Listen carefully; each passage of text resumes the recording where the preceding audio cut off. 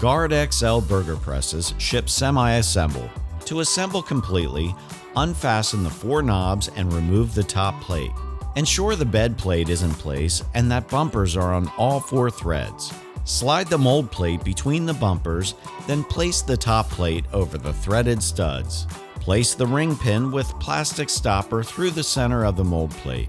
Then thread the hopper onto the top plate assembly and insert the handle stand through the threads behind it. Refasten the knobs.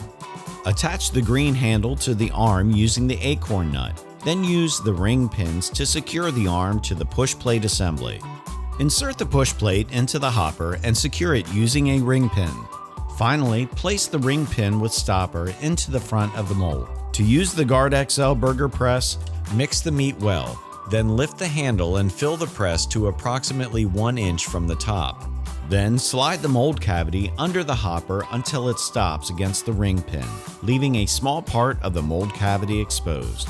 Apply pressure on the lever handle while slowly pulling out the mold plate, allowing the mold cavity to fill.